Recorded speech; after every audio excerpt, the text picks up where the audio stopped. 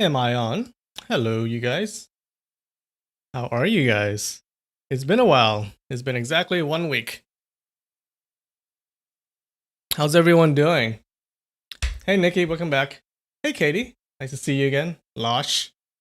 Lloyd. Hey, guys. What? Losh says we have a long chapter coming today. Really? I don't even know. Uh-oh. That's not good. Real Gamer, what's up? Fluffy Unicorn. How's it going? Hey, Hannah. Hannah says, I almost couldn't find this. Why? Yeah, I had some trouble with the live streaming. Like, I think I did it. I did 2 live streams. Or I doubled it or something. I don't know. Tarantilia, how's it going? All right.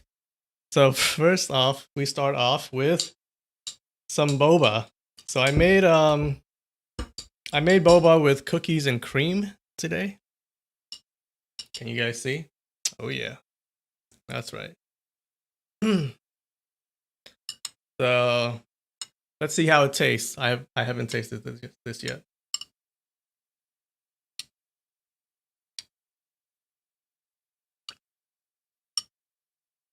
Not bad. All right. And you guys also wanted me. Someone wanted me to eat Oreo's cookies. Oreo cookies with the cookies and cream. I don't know why, but I have Oreos. So I'm gonna dip it into the milk tea and see how it tastes.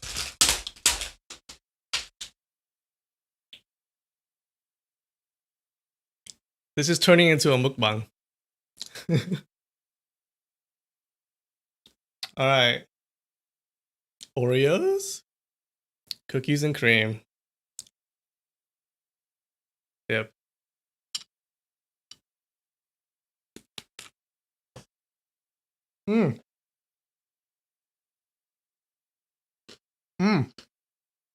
I'm making a mess.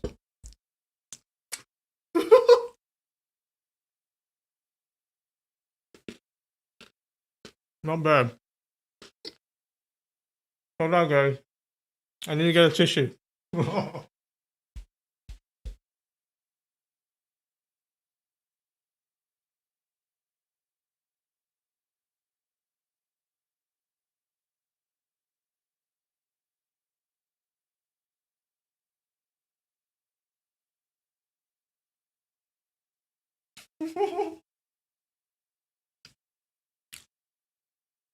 You guys are making me make a mess. All right. There you go. I think that's too much sweetness. I don't think you should try that at home.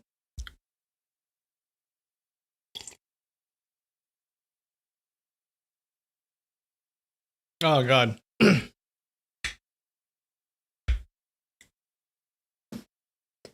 All right, there you go. That was the boba segment. Oh yeah, update on my ant situation. Remember last week I said I had ants at the at home. So I am happy to announce that I've won the Great Ants War of 2020. They're all gone. So I used the ant bait. The Taro liquid ant bait. Oh my god, that stuff is so good. I put it down. I put the bait down for like 2 days, and they're all gone now. Gone. They were coming in from the front door, like they owned the place, but now they're all gone. Ah. So that's a victory for us. Hey, QP, how's it going?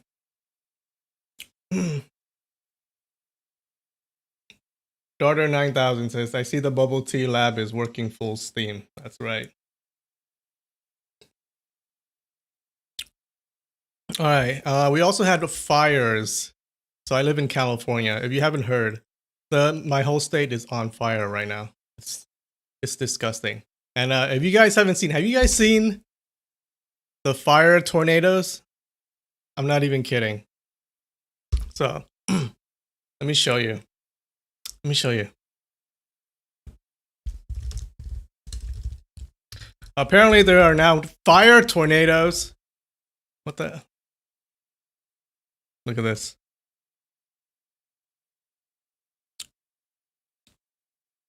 Look at this. Like, it's literal hell in California right now. There's a fire 3 to 4 miles away from my home right now, so it's a little scary. Okay, they haven't evacuated us yet, but I've known people who've gotten evacuated. Hopefully, that doesn't happen to me. But yeah, I live like on the edge of a large city, so I don't think they're gonna let my city burn. They're not gonna let a gigantic city burn. So hopefully, hopefully we're good. I don't have to leave like in the middle of the stream.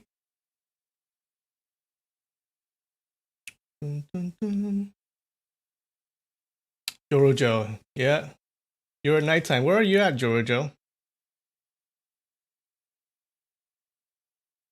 Lakshmi, hey Lakshmi, extra education with Linfamy. I don't know about education, but I'm gonna read you guys a story. All right, so hopefully fire doesn't interrupt our stream today. What are we doing today?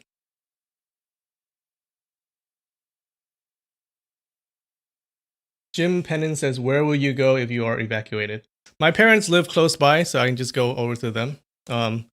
Yeah, the problem is they're kind of really close. Well, they're kind of close by, but it's still within range of the fire. Like I said, the fire is like 3 to 4 miles away. So the situation could happen where I get evacuated, and then I go to my parents' house, and then they get evacuated too. In that case, we have family in the area, so I think we can stay with them.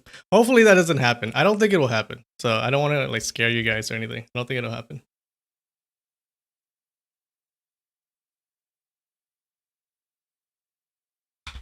Oh no, Lloyd, you're saying the fire tornadoes are the ants attacking me, or the ants counter attacking me? I don't think so. I think the ants are all dead. It's so like I've demolished them.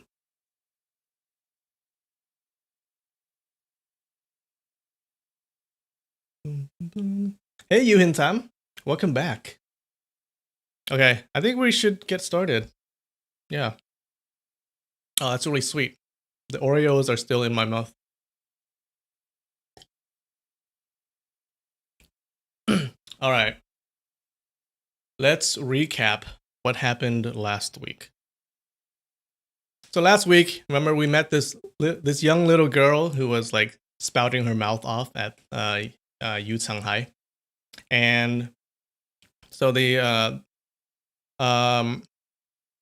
Yilin's master tells her to take this little girl home. The little girl's name is Chu Feiyan. Okay, so Chu Feiyan and Yilin are outside of the house, and Chu Feiyan takes her to a brothel. At first, she doesn't know that it was a brothel, but then she eventually finds out, right? So remember, she's a nun, so it's weird for her to be in a brothel.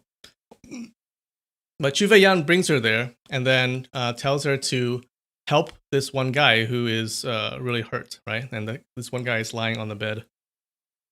And Yilin helps him, okay? Because she doesn't know who he is yet, because it's all dark and everything. She doesn't know who he is. She helps him with her medicine, her super nun medicine. And then she eventually finds out that he is actually Ling Hu Chong, okay? So she's really surprised, and we find out that Ling Hu Chong is still alive, okay? We thought he was dead before, but nope, he's still alive. And then, all of a sudden, the people at the Five Mountains Sword Alliance, and everyone that was in the house where they were retelling her story, Yilin's story, they come over, and apparently they're outside, and they call her out, and Yu Changhai fights with Lin Pingzhi, right? Remember, Lin Pingzhi is the guy whose parents were attacked. So he fights Lin Pingzhi, but then Mu Gaofeng, the guy, his name is the Hunchback of the North. Okay, he saves him. Okay, and then they both fight over him, because Mu Gaofeng finds out that Lin Pingzhi's family has this really powerful sword art, right?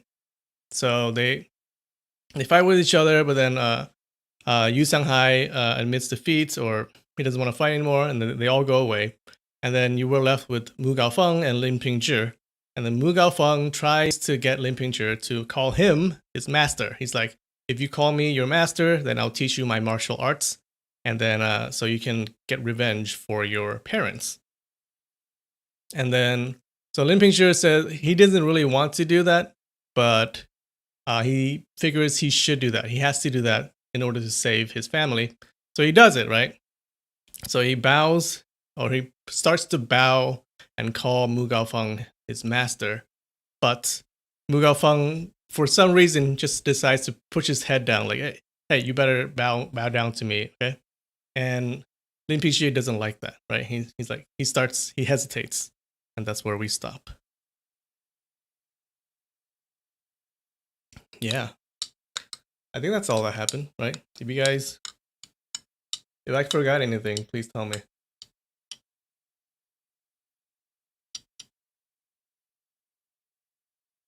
Orava song. I studied to be a forest firefighter. You need to make a fire break. What? What's a fire break? He can review pho. I don't know if I can do that because I'm gonna cause a mess. If you don't know, so you can't see my desk, but my desk is just it's this mic and everything, so I can't even put anything on my desk. It's just all full. It's all full of microphones and Oreos and freaking milk tea. Oh, the fires! The fires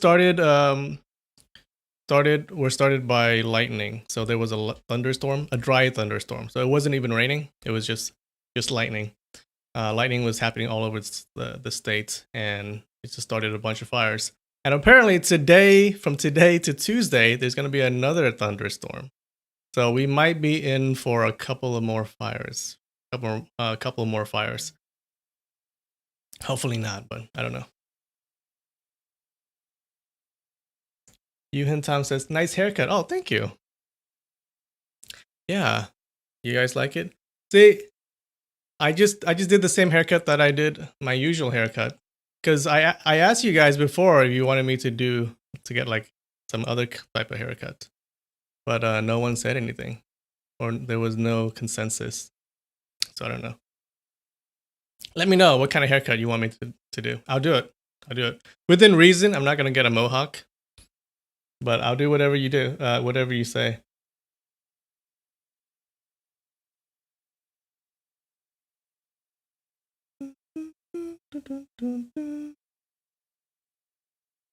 Nikki says, Yilin found her crush. Oh yeah, Yilin is totally thirsting after Ling Huchong.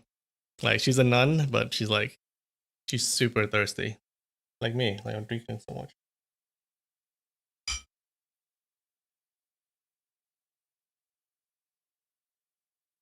Amy, yes, I lowered my ear. Thanks, Amy. I didn't get a haircut. I just kind of lowered the ear. All right, let's get started, guys. What are we doing? Let's get started. Chapter 5, Healing, Part 2.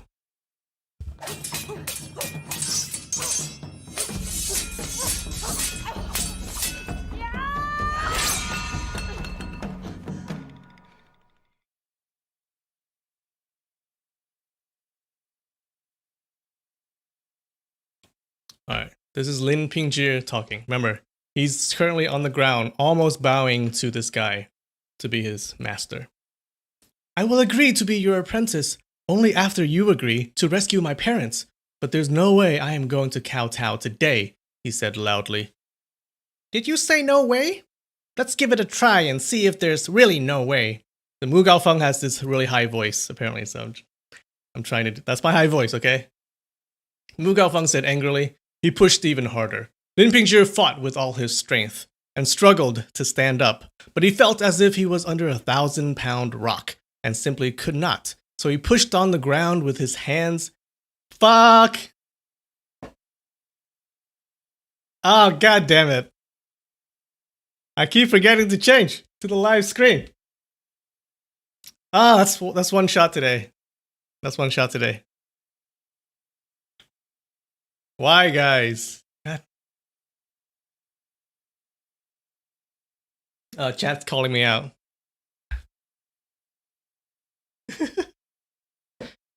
Alright, the screen is on. Alright. I have the text on the screen. Thanks. Thanks, guys. Lin Pingzhi fought with all his strength and struggled to stand up, but he felt as if he was under a 1,000-pound rock and simply could not. So he pushed on the ground with his hands and struggled some more. Gradually, Mu Gaofeng put more and more strength into the push. Lin Pingzhi could hear his neck joints cracking because of the pressure. Kowtow or not, just a bit more strength from my hand would break your neck, Mu Gaofeng said while laughing loudly. Lin Pingzhi's head was pushed down inch by inch, and soon was only half foot from the ground. I won't, he kept on yelling. Let's see how you won't kowtow. Mu Gaofeng used a little bit more strength, and Lin Pingzhi's forehead went 2 inches closer to the ground. Suddenly, Lin Pingzhi felt heat coming from his back, and a stream of smooth energy fed into his body. The push atop his head suddenly felt like nothing. He pushed at the ground, and then easily stood up. This was a complete surprise for Lin Pingzhi. To Mu Gaofeng, the surprise was even greater. The inner energy that overwhelmed his strength seemed to be the famous divine art of Violet Twilight of the Huashang Sword School. He had heard before that this style of inner energy started off indistinct, like the twilights in the sky. But the stamina had great persistency, and the strength would be later released like a storm with devastating power.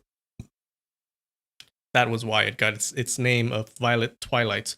Astonished, Mu Gaofeng quickly put his hand back on Lin Pingzhi's head, but as soon as his hand touched Lin Pingzhi's forehead, a stream of persistent energy rose from Lin's forehead and shocked his hand. Mu Gaofeng felt numbness in his arm and dull pain coming from his chest. Oh, what's happening here? All of a sudden, Lin Pingzhi has a bunch of powers, like a bunch of inner energy.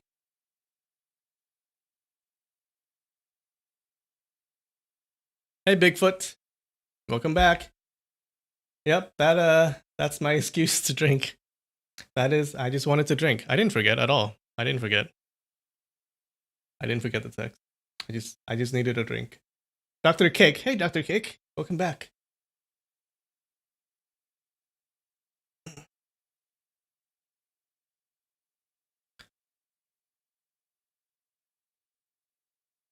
Mu Gaofeng stepped back. Is that Brother Yue of the Huashang Sword School? He asked with a dry smile. Why are you hiding behind the corner to play tricks on a hunchback? Smiling, the man with the look of a scholar strolled out from behind the corner of the wall. Waving a folding fan leisurely in his right hand, he looked very graceful. Brother Mu, the man greeted. After so many years, you still look so young and energetic. How wonderful. Mu Gaofeng immediately recognized him. He was indeed Gentleman Sword, Yue Buchun, headmaster of the Huashang Sword School. Mu had always been in dread of him. Now, since Mu was caught bullying a junior who basically had no kung fu skills, and because Yue even gave the young lad a helping hand, Mu Gaofeng felt very awkward. So this is Yue Buchun. All right. Yue Buchun, right? I mean, Katie from the chat told me how to pronounce this name before, but I just forgot it. We're gonna go with Yue Buchun. Yue Buchun. So this guy is the master of the Huashang Sword School. Okay, the same school as Ling Huchong. Brother Yue, he grinned. You are just getting younger and younger. I wish you could be my master and teach me this yin-yang nourishment method. Bah, you hunchback, stop the silly jokes. When old friends reunite, there are many good topics to talk about. Yet you only spout nonsense. How would I know such a lewd method? Yue Buchun rebuffed. Nobody's going to believe that you don't know that nourishment method. Otherwise, how do you manage to look as young as my grandson when you are actually almost 60 years old? Mu Gaofeng said. Oh, he has like a fountain of youth or something. When Mu Gaofeng's hand moved away from his forehead, Lin Pingzhi had already jumped back several steps. He looked at the scholarly man carefully. The man had a long goatee and a neat and clean face that shined with honesty and integrity. Admiration rose from within Lin Pingzhi's heart. Hearing Mu Gaofeng calling him Brother Yue of the Huashang Sword School, and figuring out it was this man who had just saved them, it suddenly dawned on him. Could this graceful man be the headmaster of the Huashang Sword School, Mr. Yue? But his age is far from what I'd expected. He looked like a 40-year-old man. Lao Dunhua and his apprentice. Lao Dunhua is his apprentice, but is much older than him. After he heard Mu Gaofeng's comments regarding Yue's way of staying young, he suddenly remembered that he had heard what he had heard from his mother before. When a kung fu master reaches the highest state with his inner energy, he can not only extend his lifespan, but also recover his youthful vigor. Maybe this Mr. Yue had reached that state. His admiration grew even more.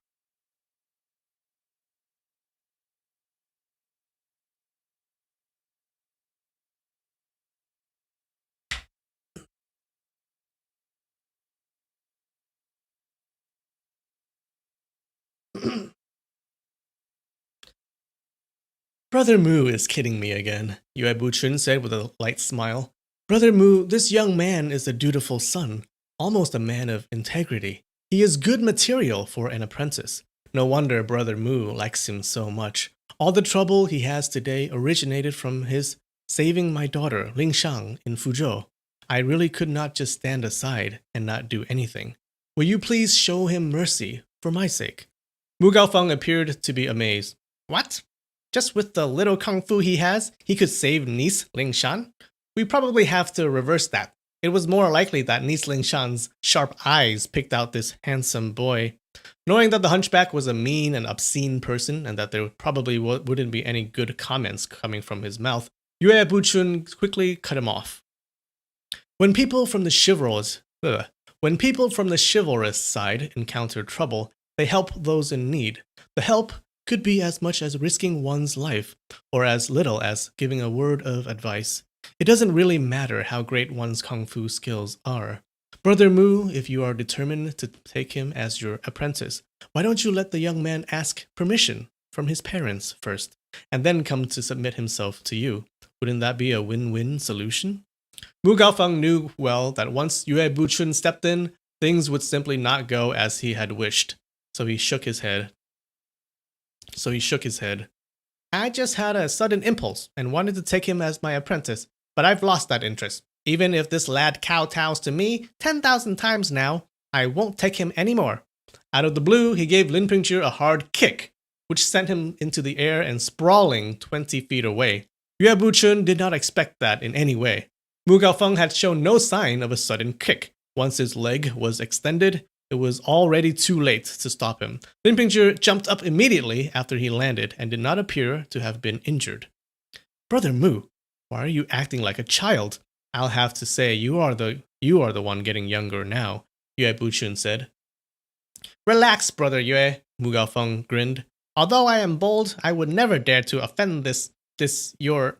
Haha, I don't even know what he's going to become of yours. See you. Goodbye. I never thought even the famous Huashang Sword School would be interested in the evil resisting sword manuscript. He started stepping back as he spoke. Yue Buchun jumped forth.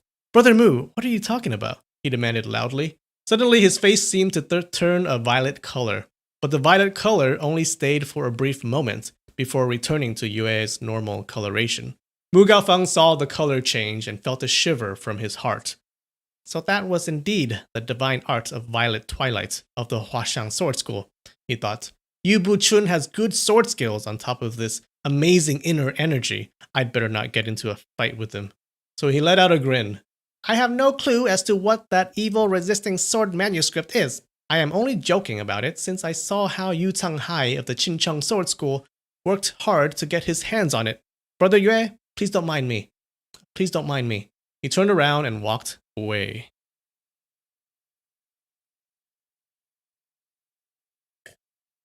Hey, Streety McNeedy. I love that. I love that name.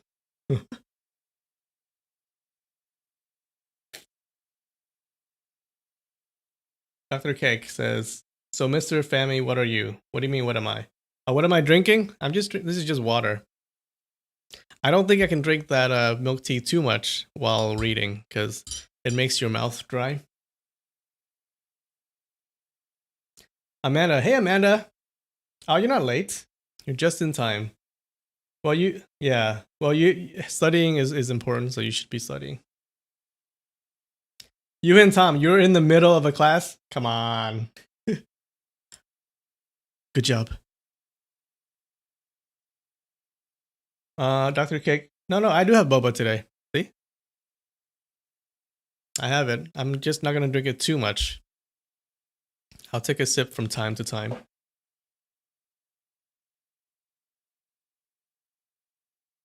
Yue Buchun watched until Mu Gaofeng disappeared into the darkness of the night. Letting out a sigh, he murmured, "People having that level of kung fu skills are rare in the martial world, but he would rather abandon himself to..." He held back the word vice to himself and just shook his head in disappointment. Lin Pingzhi came rushing over, knelt down in front of him, and started to kowtow. "I beg you, master, to take me as your apprentice. I promise to follow your word of advice and obey all school rules. I will never dare to not listen to the master's words." "If I take you as my apprentice, Hunchback Mu will probably start a rumor saying that I robbed him of his student." Yue Buchun smiled lightly. "As soon as I saw you, master, I felt unspeakable admiration. It's my honest wish from the bottom of my heart to become your apprentice," Lin Pingzhi said while kowtowing nonstop. "Very well," Yue Buchun smiled. "I will take you. But you have not asked permission from your parents yet. We need to find out if they agree or not. If I am lucky enough to become your apprentice, my parents would be very grateful. There would be no reason why they would object. The villains of the Qincheng Sword School captured my parents. I will need the master's help in that matter," Lin Pingzhi said. Yue Buchun nodded. "All right, get up. Let's go look for your parents." He turned and shouted, "Dunhua, Liangfa, and Lingshan, you can come out now." A group of people walked out from behind the wall. Lin Pingzhi recognized them as the apprentices of the Huashang Sword School. It turned out that they had all arrived a while ago. Yue Buchun had told them to hide behind the wall and only come out after Mu Gaofeng had left, thus saving some embarrassment for Mu Gaofeng. "Congratulations on taking a new apprentice, master," the Huashang apprentices all said cheerfully. "Pingzhi," Yue Buchun said with a smile on his face, "you have met these senior apprentice brothers a while back in the small tea shop. Now go ahead and pay your respects to them." The old man was second senior brother Lao De Noir. The big, tall apprentice was third senior brother Liang Fa. The apprentice who had dressed as a porter was a fourth senior brother Xu Daizhi. The one holding an abacus was fifth senior brother Gao Genming. Then there was sixth senior brother Lu Dayou. Each of these apprentices was the type not easily forgotten. Seventh senior brother Tao Chun and eighth senior brother Ying Luo Bai were two young apprentices. Lin Pingzhi saluted them one by one. That's a lot of people.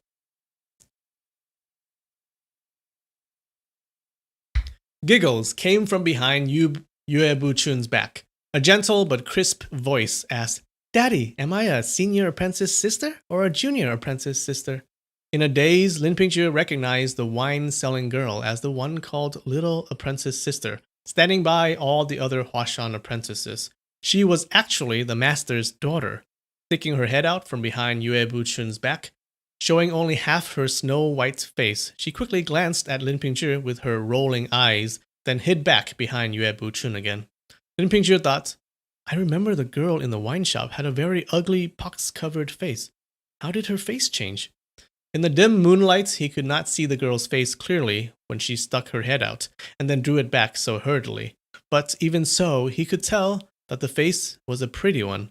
Then he remembered. She did mention that she disguised herself when she sold wine outside of the town of Fuzhou. Sister Dingye also said that she had taken on a very grotesque disguise. Obviously, she intentionally concealed her face with an ugly disguise. So now we find out that what's her name? Ling Shan is actually not ugly, and she doesn't have pockmarks, right? She's actually really pretty. Hey, Shaggy the writer, what's up?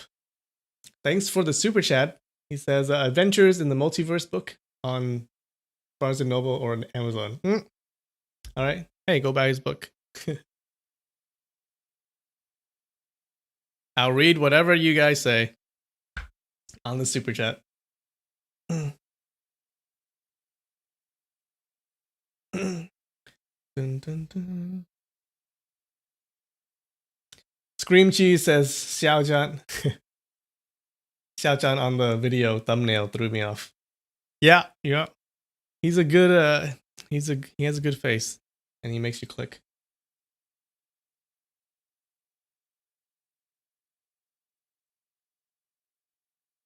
All right. Dun, dun, dun, dun. All right. I think every half hour I'll take a break. So let's take a break. Let's do. I'll be back. Let's do 5 minutes. 5 minutes break, guys. Losh sent me a song that I can play, so I'll do that. Thanks, Losh. I'll play it during the break. All right, guys. 5 minutes. Be right back.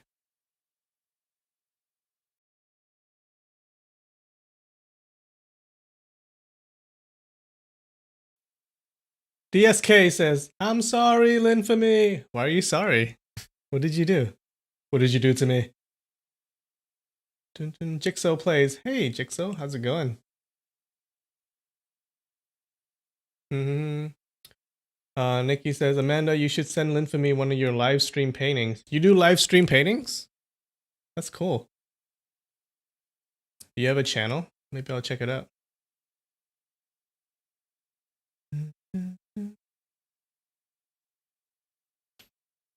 Oh yeah. So exclusive for you guys on the stream. I'm gonna start a Discord channel. So Discord server. Yeah, Discord server. Because some people have asked for it. So that I'm gonna announce it like I think tomorrow. So watch out for that. DSK. Oh, you missed the first half? That's okay. That's fine. You didn't miss much. Oh, Amanda, you have no content on your channel. Why not? Put some content on there. Do live stream paintings.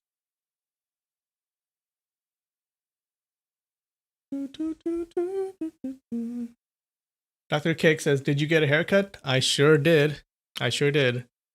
I'm taking suggestions on what my next haircut should be. So let me know. Well, I don't have the Discord yet. Right now it's private, but I'll make it public soon. Yeah, I need some good moderators. All right. So, because I don't trust you guys. I don't know what you guys are gonna say on there.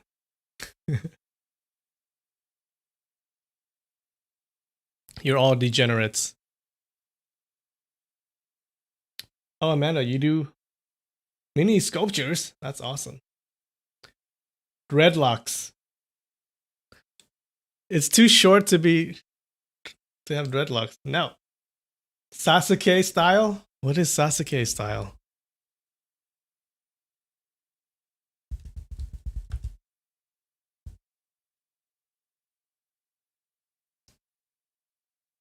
That's way too long.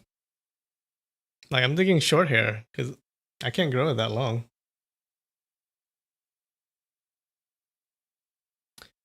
Shave your name into your hair.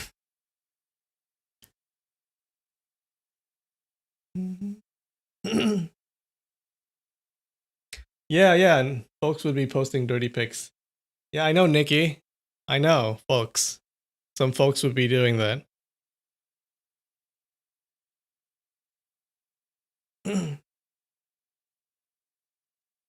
Bozu haircut.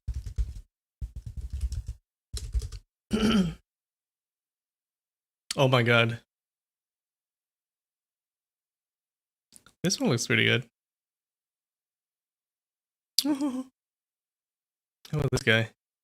He has a little goatee, which I can't grow. I don't know if I want to.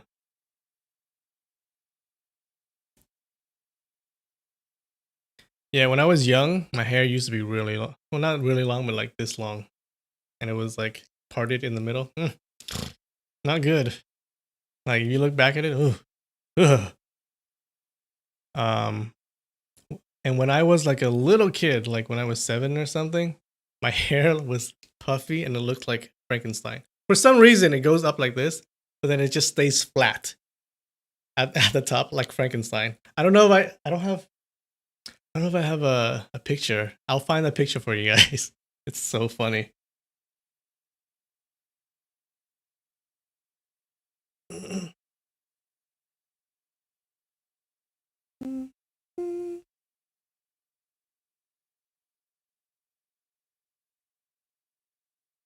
How about this? Ugh. No, he's too manly for me. How about that? You guys know that guy? Like it's funny. All right, let's do this.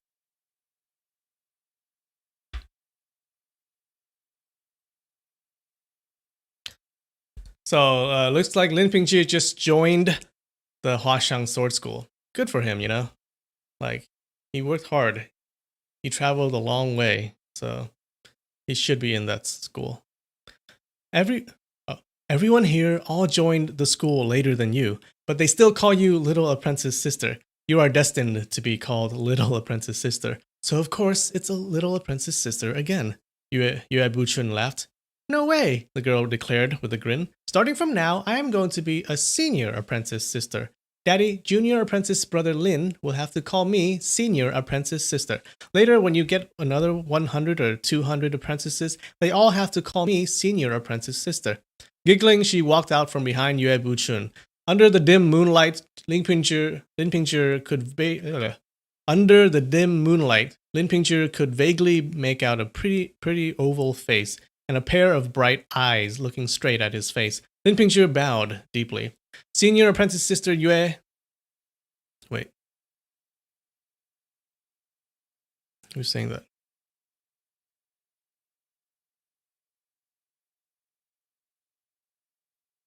Oh, that's Lin Pingzhi.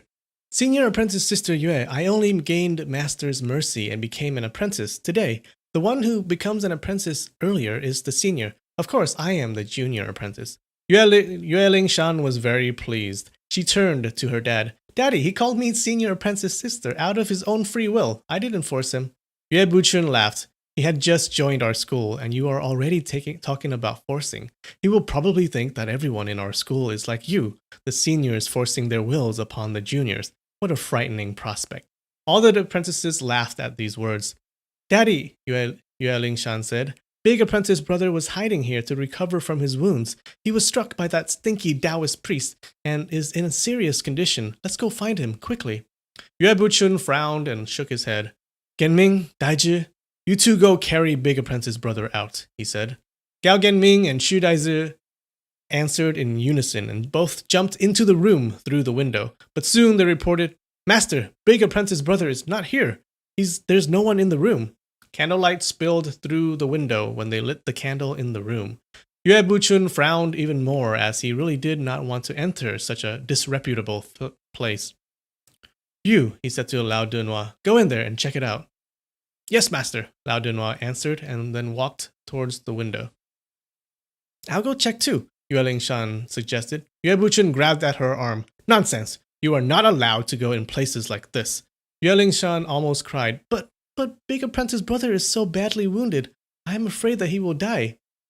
Don't worry, Yue Buchun whispered. He had the heavenly connecting glue of the Hangshang Sword School applied already. He won't die. Daddy, how did you know? Yue Lingshan was surprised while cheerful. Shut up, don't be so noisy. Yue Buchun cut her off.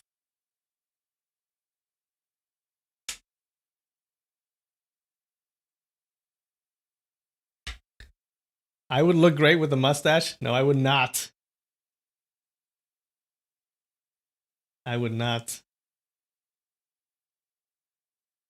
My dad has a mustache like this.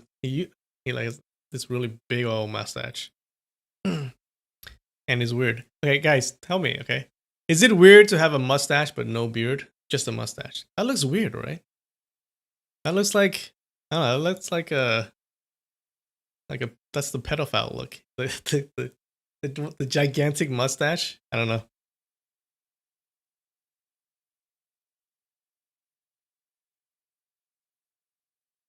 Dun, dun, dun. Ling Hucheng was already badly wounded before he took the energy blow from Yu Kanghai's palm strike. His wounds pained him greatly and he spat out more blood, but his mind was still clear.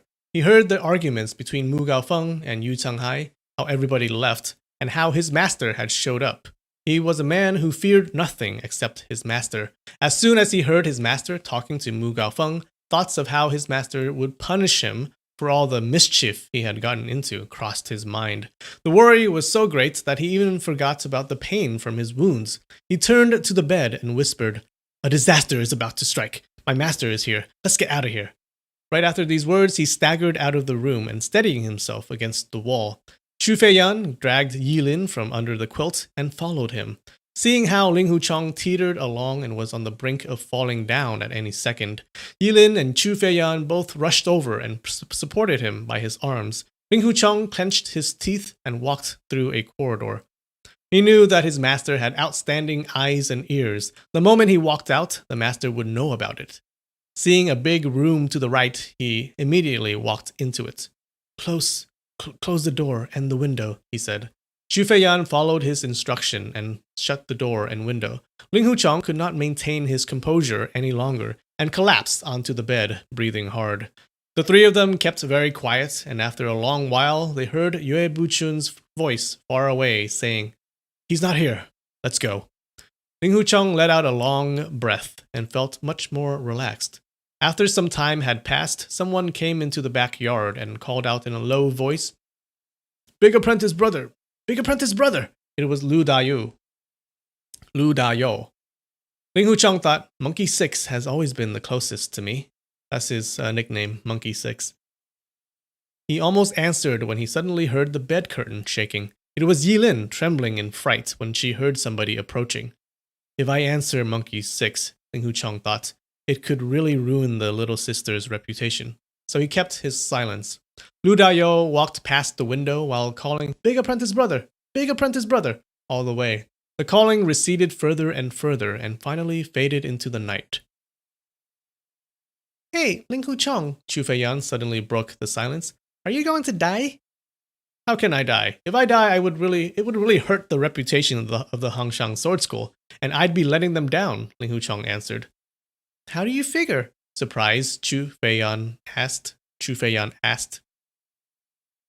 "I've had so much of that magical medicine of the Hangshang Sword School, both inside and outside. If I still can't be healed, I'd be letting this sister of the Hangshang Sword School down," Ling Hucheng replied.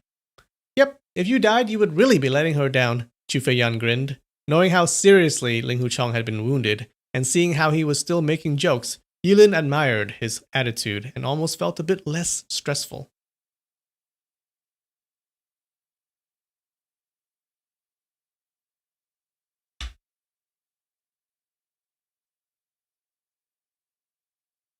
If you groom the mustache, it would look refined.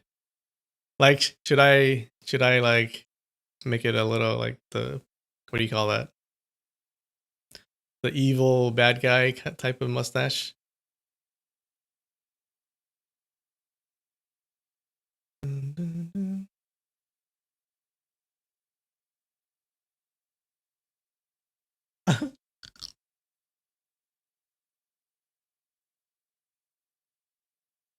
Ling Hucheng, wait, hold on. "Big brother Ling Hu, you've just taken a hit from Yu Changhai. Let me see your wounds again." Ling Hucheng struggled to sit up, but Chu Feiyan said, Never mind your manners. Lie down." Ling Hucheng felt so weak that he really could not sit up, so he lay back down. Chu Feiyan lit a candle. Yilin could see blood all over Ling Hucheng's robe, so she threw away all worry about propriety, gently lifted his long robe, and wiped off the blood around the wounds with a towel hanging by a rack. Taking the heavenly connecting glue from her pocket, She applied all of the remainder onto Ling Huchong's wounds. What a waste to put so much precious medicine on me, Ling Huchong laughed. Big brother Ling Hu, Yilin said, you were badly wounded all because of me. This medicine is the least I can offer, even if... She did not know what to say, but just mumbled a little and then continued. Even my respectful master praised you as a young hero who is always ready to take on villains for a just cause. Because of that, she even got into an argument with Master Yu. No need to praise me. As long as the respectful sister doesn't scold me, I'd be completely thankful, Ling Huchong grinned. Why would my master scold you? Yilin said. Big brother Ling Hu, just rest quietly for 24 hours, and if your wounds don't break open again, you should be alright. She took out another 3 White Cloud Bear gallbladder pills and helped Ling Huchong to take them. Sis, Chu Feiyan said out of a sudden. Out of a sudden? That should be all of a sudden. Sis, Chu Feiyan said all of a sudden. You stay here and be his company. Watch out for bad guys who want to get him. My grandpa is still waiting for me. I gotta go. No, Yilin cried in worry. You cannot go. How can I stay here by myself? Isn't Ling Huchong here too? Chu Feiyan grinned. You are not all by yourself. She turned around and started heading out. Yilin was greatly concerned. She jumped forth and gripped Chu's left arm. In her rush, she had used the holding technique of the Hangshang Sword School and grabbed her arm tightly. Don't go, she cried. Ouch! Are you trying to fight me? Chu Feiyan chuckled. Yilin blushed and then let go of her arm. My good girl, please stay here and keep me company, she pleaded. Okay, fine. I'll stay to be your company. Ling Huchong is not a bad guy, so why are you afraid of him? Chu Feiyan said. Sorry, Chu, did I hurt you? Yilin asked while feeling less awkward. Nah, it doesn't hurt, but Ling Huchong seems to be hurting a lot, Chu Feiyan said. Yilin was in a shock. She lifted the curtains and checked immediately, only finding Ling Huchong sleeping soundly with both of his eyes shut tight. She felt Ling Huchong's breathing with her hand and could tell that he was breathing in a good rhythm. Just when she felt a little bit better, she heard Chu Feiyan's giggles and the sound of the window opening. She turned around in a hurry and saw Chu Feiyan jumping out of the window. She's a clever little girl, isn't she?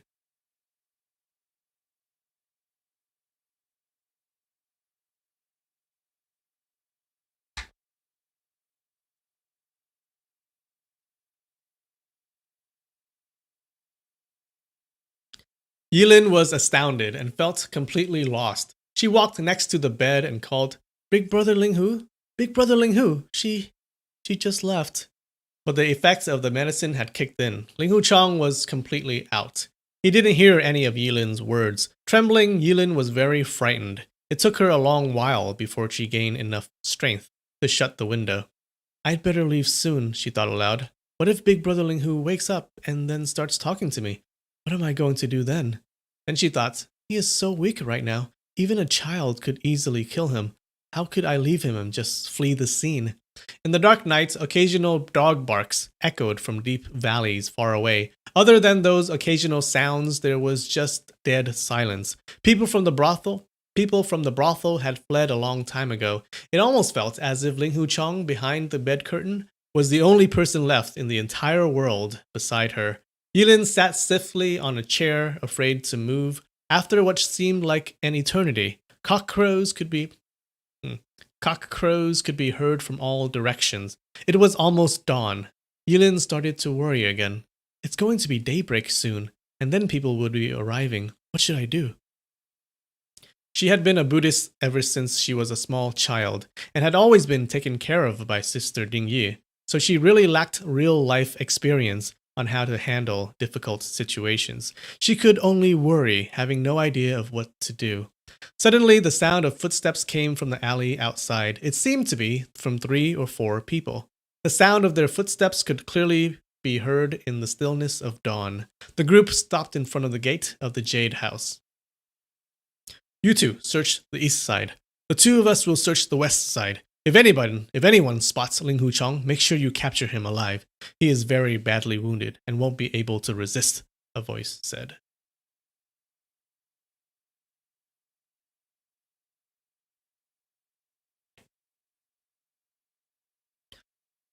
When Yulin first heard the sound of people coming, she was terrified.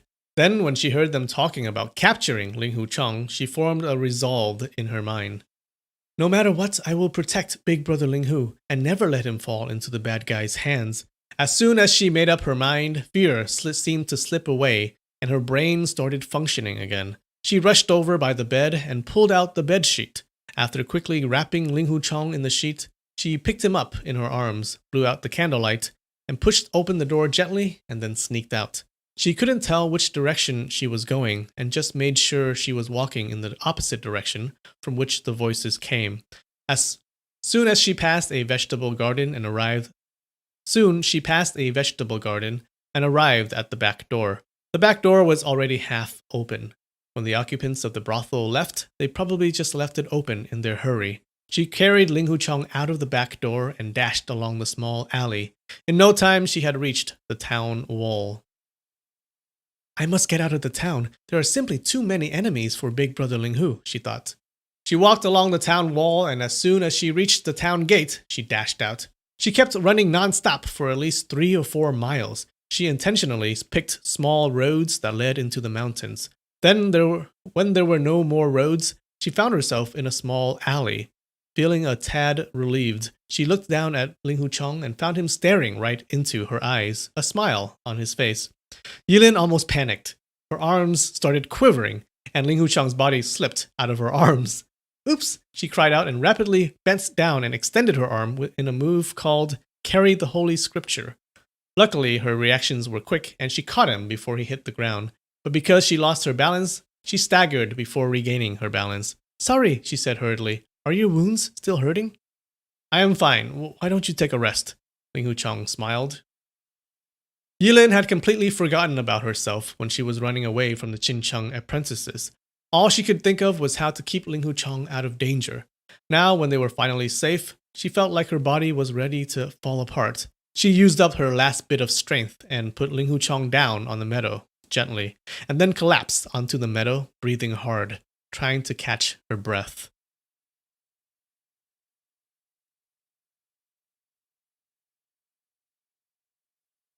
Ew, chat. What? Boba pizza? Come on. That doesn't sound very appetizing. You forgot to control your breathing when you were running, Ling Hu Chong said, with a smile. That is a big no for us martial arts students. It makes one more likely to get hurt. Yilin blushed slightly. Thanks for the advice, Big Brother Ling Hu. My master had taught me the same thing before, but I forgot it in all the commotion. She paused for a second and then asked, How are your wounds? They don't hurt as much now, but they're just a bit itchy and numb, Ling Hu Chong said. Great, great, Yilin exclaimed. When a wound gets itchy and numb, that means it's healing. I didn't expect would start healing this fast. Shaggy the Writer, thanks for the super chat. He says, hey, read books every day. La da da da da. That's probably a song that I don't know.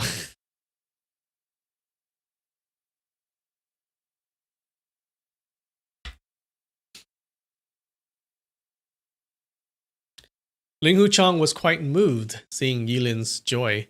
It's all due to the magical medicine of your respectful school. He let out a sigh. Too bad we had to suffer humiliations from those low-life scoundrels because of my wounds. If we had fallen into Ching Cheng's hands earlier, it would be no big deal if I got killed right away. But most likely they would have to try to humiliate us even further, he said grouchily. So you heard everything? Yilin asked. She felt completely embarrassed when she thought about how he could have been staring at her for the entire time she carried him while running away. Her face reddened.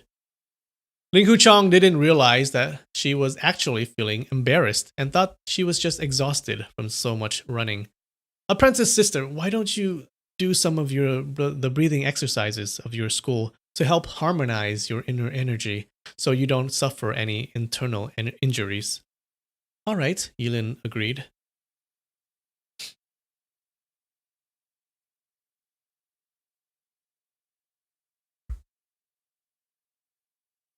She sat down cross-legged and tried to work her inner energy with the breathing techniques taught by her master, but she felt very uneasy and simply could not calm herself down to focus on the breathing exercises. Every other minute, she would glance at Ling Hu Chong to see if his wounds had gotten any better or worse, or if he was looking at her. At the fourth glance, her eyes happened to catch Ling Hu Chong's eyes. With a big shock, she immediately shut her eyes tightly. Ling Hu Chong, on the other hand, started laughing loudly. Yilin blushed even more and asked shyly, Why are you laughing? Nothing, Ling Hu Chong said. You are still young and probably don't do well with the meditative exercises. If you can't calm down and get focused, then don't force yourself. Uncle Master Ding Yi must have taught you that if you work too hard on your exercises, it actually does more harm than good.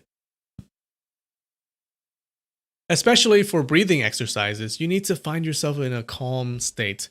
He paused for a moment to catch on with his breath and then continued. Don't worry, my base energy is refilling itself slowly. Even if those Chinchung crooks come after us, there's no need to be afraid. We'll just let them demonstrate. Demonstrate that bum back. Demonstrate the Chinchung Sword School's geese landing in sand technique. Yilin smiled. Right, Ling Hu Chong grinned. That's good. The bum back part does not sound very graceful. Let's just call it the Chinchung Sword School's geese landing in sand technique. After saying the last word, he had to catch his breath again. Don't talk too much. Take a good long nap, Yilin suggested. My master is also in the town of Hangshan now. I wish I could get up right now and go to Uncle Master Liu's house to watch the fun, Ling Hu Chong murmured. Yilin noticed Ling Hu Chong's lips were chapped and his eye sockets were also very dry. It must have been because he had lost so much blood. He was in terrible need to drink some water. Let me go find some water for you. You must be thirsty, right? She asked. On our way here, I saw lots of watermelons in the field to the left. Why don't you go get some? Ling Hu Chong suggested. All right. Yilin stood up and checked her pockets, but could not find any money. Big brother Ling Hu, do you have any money with you? She asked. For what? For the watermelons, of course. Did you actually want to pay for them? Ling Hu Chong grinned. You can just go pick some. There's nobody living close by. The owner must live far away. Who are you going to buy from? But to take it without consent is stealing, Yilin mumbled, and that's the second prohibition in the 5 prohibitions. We can't do that. If we don't have any money, we can beg alms from them. I am sure they will be kind enough to give us a watermelon. Ling Hu Chong became impatient. He wanted to say you little silly nun. But because of her efforts on his behalf, he stopped at the word little. Yilin could tell that he was disgruntled, so she dared not say a word, and simply walked toward the direction they had come from, looking for the watermelon field. After about a mile's walk, she did see several acres of field full of watermelons. Only chirping from cicadas filled the air. There was no one around at all. Big brother Ling Hu wanted to have some watermelons, but these watermelons all belong to someone. How can I steal from them? She murmured to herself. She strode another half a mile and walked on top of a small rise to look around, but still could find no one, not even a shed or a hut. So she had to walk back to the watermelon field. Standing in the middle of the field, she hesitated for a long time before finally sticking her hands out to pick a melon. But then she pulled her hands back when she remembered the prohibition told many times by her master, that no one should ever steal from others. She wanted to walk away from the field, but then Ling Hu Chong's thirsty face appeared in her mind. She clenched her teeth and put her palms together, then prayed inwardly. Dear Buddha, I really don't want to steal. It's all because Big Brother Ling Hu wants to eat some watermelon. But when she thought about it again, Big Brother Ling Hu wants to eat some watermelon really wasn't a great reason. She was so worried that teardrops started emerging in her eyes. She held the watermelon with both hands and then lifted it up. The stem broke easily. He has saved my life, she thought. What's the big deal if I have to fall down to hell and never be reborn again? Well, that got dark really fast. The one who commits the crime will be the one responsible. It's me, Yilin, who broke the prohibition. It has nothing to do with Big Brother Ling Hu. She held the watermelon in her arms and then walked back. It seems she's having a crisis of faith here.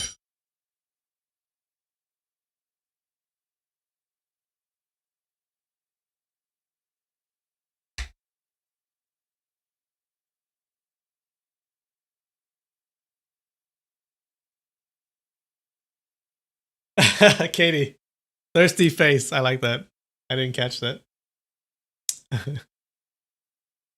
She looked at his thirsty face. I think her face is a little thirsty. Yeah, right. Like I would just steal the watermelons. Like, come on. You need to save the guy. Ling Huchang never really took common rules and prohibitions seriously. When he heard Yilin talking about begging alms for a watermelon, he simply assumed this nun was too young and inexperienced. He had never expected the matter of getting a watermelon to be such a great moral dilemma for her. When he saw Yilin back with the melon, he was very pleased. Good apprentice sister. What a well-behaved little girl, he praised. Yilin felt a shock in her heart when she heard how he had called her, and almost dropped the watermelon. She quickly wrapped it in the front of her robe. Ling Huchang laughed. Why are you so worried? Was someone after you because you stole his watermelons? No, no one is after me. Yilin blushed and then sat down slowly. The sun had risen from the east. It was a sunny day. Ling Huchang and Yilin were sitting by the shady side of the mountain, and the sun had yet to reach their side. All the trees around them had been washed by the recent rain and looked greener than usual. Clear and fresh air filled the valley. Yilin collected herself and then pulled out the broken sword by her waist. Seeing the broken tip of the sword, she thought, that villain Tianbo Guang really had high kung fu skills.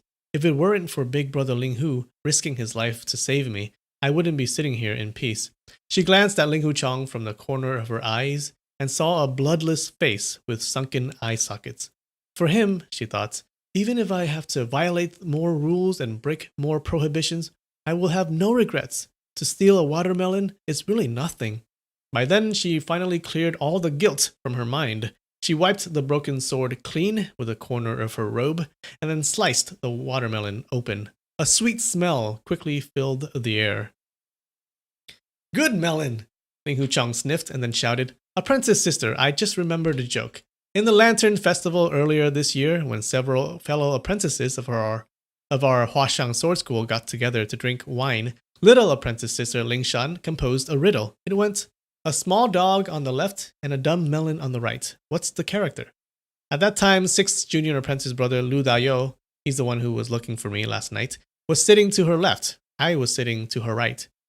This riddle of hers was really joking about you and the apprentice brother Lu. Yilin smiled. Right, this riddle is not hard at all. The answer is the character Hu in my name, Ling Huchang. It was an old joke that she read from a book. It just happened that 6th junior apprentice brother was sitting to her left and I was sitting to her right. And now, by coincidence, next to me, it's a small dog on one side and a big melon on the other. Ling Huchang pointed at the watermelon and then pointed at Yilin with a big smile on his face. Ha, you are really calling me a dog, Yilin said.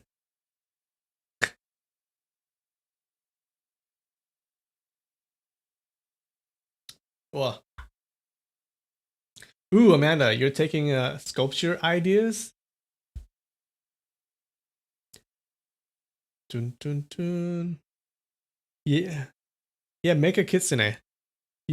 Oh, wait, you already made a kitsune? Can you show us? Like, I don't know how you would do that. Show us a link or something. That's fun.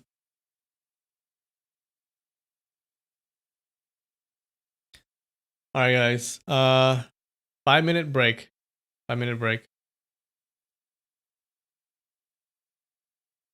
It's gonna be a Mulan break today. What does that mean? I'll show you. Dun, dun. If I can find the music. All right, guys. 5 minutes. Be right back.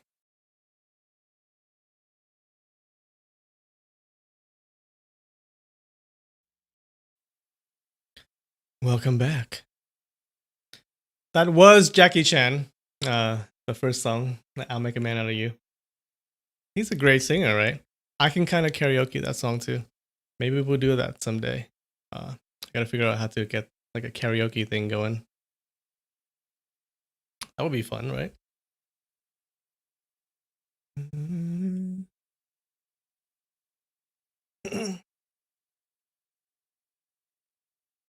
Someone wanted me to do The Sorcerer and the White Snake, Jet Li. That's a song? I can do that the next break. Let me search for it. That's a song.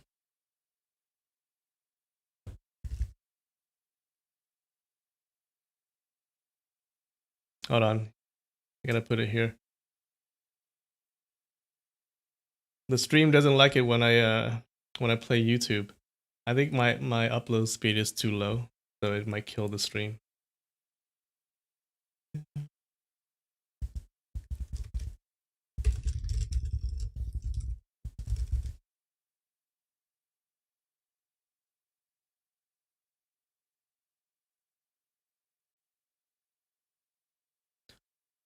All right, we'll play that next break. Yes, Nikki, that was Jackie Chan. You didn't know?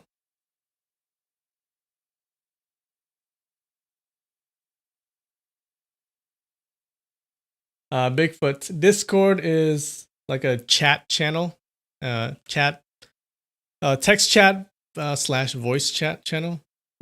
Yeah, it's basically what it is. But you can do a lot of stuff in there. So it's like a big old chat room. Yeah. So I am starting a Discord channel. I think I'll announce it tomorrow.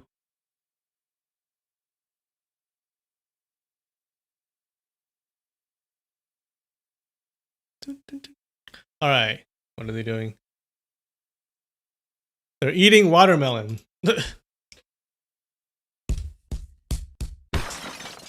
I didn't mean to do that. They're eating watermelon. Is that a metaphor for something? I wonder.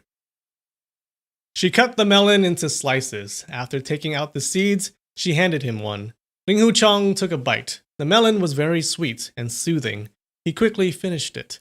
Yilin was very delighted in seeing how he enjoyed it. Since Ling Hu Chong was eating while lying half down, the juices dripped all over his robe. Yilin cut the second slice into smaller pieces and handed them to him, one piece at a time. Eating this way, the juices stopped dripping all over him. Seeing that every time when he stuck his hand out to take the small pieces, his wound would hurt because of the arm movements, she started feeding the small pieces of melon directly into his mouth. She's moving a little slowly. She's gradually moving to first base. It's kind of like, that's like before first base. He's still on the bench. It took Ling Hu Chong almost half a melon. It took Ling Hu Chong almost half a melon before he realized that Yilin had not had any of the melon herself. Have some yourself. I'll wait until you've had enough. I've had enough. Go ahead and eat. Yilin felt thirsty. I'm sure she does. So after putting several more pieces into Ling Hu Chong's mouth, she put a small one into her own mouth. Seeing that Ling Hu Chong stared at her without blinking, she felt shy and turned around with her back toward him. Wow, how pretty, Ling Hu Chong suddenly exclaimed. His voice was filled with compliment. Yilin felt extremely embarrassed. Why did he suddenly say I am pretty? She thought. She felt like getting up and running away, but couldn't make up her mind. She felt her whole body burning. Even her neck reddened because of the shyness. Then she heard Ling Hu Chong say, Look, how pretty. Did you see that?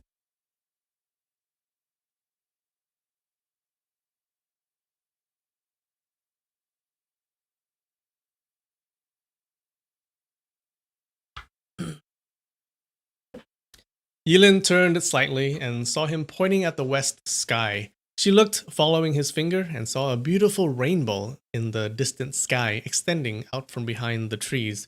She then realized Ling Hu Chong's comment, how pretty, was referring to the rainbow, and she had interpreted it in a totally different way. She felt quite embarrassed, but the embarrassment now was also combined with a slight disappointment, very different from the embarrassment earlier, which also had a bit of shyness and a bit of joy in it.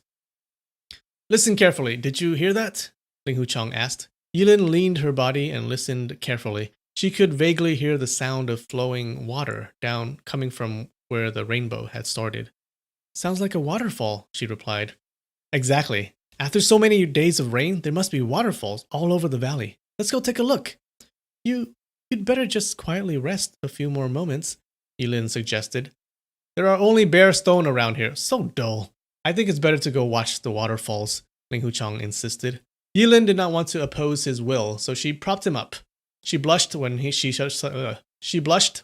suddenly thought, I've had him in my arms twice.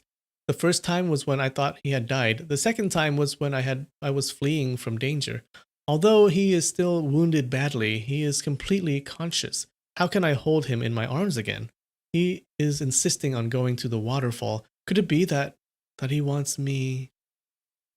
While she was still hesitating, Ling Huchang had picked up a broken tree branch as his crutch and started walking slowly. Seeing that, Yilin realized that she had gotten the wrong idea again. Yilin quickly rushed over and held Ling Huchang's arm. She criticized herself inwardly. What's wrong with me? Big brother Ling Hu is a true gentleman. Why am I so capricious and always am thinking weird thoughts? Maybe because I am alone with a man and just want to protect myself? Although he and Tian Boguang are both men, one has high morals while the other has none. I really shouldn't put them into the same category. Ling Huchang staggered along, yet was able to keep himself supported. After a few moments, they passed by a big rock. Yilin propped Ling Huchang by the rock to sit down and rest. Here's a nice spot too. Do you absolutely have to go over there to watch the waterfall? She asked. If you say this is a good spot, I'll stay here for a while and be your company. Ling Huchang smiled. Fine. The scenery over there is better. If you feel happier watching the waterfall, maybe your wounds will heal faster. Yilin gave in. Ling Huchang smiled and slowly stood up. The two slowly turned around a small pass and were suddenly embraced by the thunder-like sound of a waterfall. After another short distance, the sound became even louder. After walking through a small wood, a waterfall appeared in front of their eyes like a white stripe hanging from the cliff above. We have a waterfall by the side of the Jade Maiden Peak at Mount Huashan also, Ling Huchang said cheerfully. It's even bigger than this one. It looks similar though. Little apprentice sister Lingshan and I always practice our sword art skills by the waterfall. Sometimes when she gets mischievous, she will even run through the waterfall. Yilin suddenly realized when she heard the name Little Apprentice Sister Lingshan was mentioned the second time. He insisted on coming to the waterfall despite of his wounds, not to enjoy the scenery. He was thinking of his little apprentice sister, Lingshan. For some reason, she felt a great pain in her heart, as if someone had just given it a hard punch. Ling Huchang went on. Once when we were practicing sword arts by the waterfall, she tripped and fell down, almost falling into the deep pool at the bottom. Luckily, I grabbed hold of her quickly enough. That could have been one dangerous accident. Do you have many apprentice sisters? Yilin asked dryly. We have a total of 7 female apprentices, Ling Huchang replied, and little apprentice sister Lingshan is the daughter of the master. We all call her little apprentice sister. The other 6 are apprentices of master's wife. Oh, so she's Uncle Master Yue's daughter. Does she getting along well with you? Ling Huchang sat down slowly. I am an orphan with no parents. 15 years ago, when the respectful master and master wife took me as an apprentice out of mercy, little apprentice sister was only 3. She was much older. I was much older than she was, so I always carried her out to pick fruits and chase rabbits. We grew up together. Master and master wife don't have a son, so they treat me like their own son. So they treated me like their own son. Little apprentice sister is just like my own sister. Oh, Yilin answered. She sure is happy to hear that. After a short while, she said, I am also an orphan with no parents. I was taken in by my master and had been a nun ever since I was a child. What a pity, Ling Huchang exclaimed. Yilin turned toward him and looked at him questioningly. If you weren't an apprentice of Uncle Master Ding Yi, If you weren't an apprentice of Uncle Master Ding Yi, Ling Huchang said, I could have begged the master wife to take you in as an apprentice. We have lots of apprentice brothers and sisters. With 20-some people, it's really lively. After practices, we just play around in groups. Master and master wife don't really discipline us much. When you meet my little apprentice sister, you will surely like her and make good friends with her. Too bad I don't have such good luck, Yilin said. But in the White Cloud Nunnery, master and apprentice sisters are all very nice to me. I am very happy too. Yes, I didn't mean anything by my remarks. Uncle Master Dingyu's sword skills are almost godlike. When my master and master wife speak of sword arts from different schools and styles, they always mention your respectful master. The Hengshang sword school is no less than the Huashang sword school in any way.